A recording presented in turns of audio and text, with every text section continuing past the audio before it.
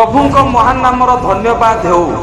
दिन प्रतिदिन वाक्य शुणुथिबा प्रभुंक प्रिय लोक मानू प्रभु जीशु ख्रीष्टंक बहुमूल्य नाम रे नमस्कार। आसंतु आजिर प्रतिश्रुति वाक्य पठन करिबा।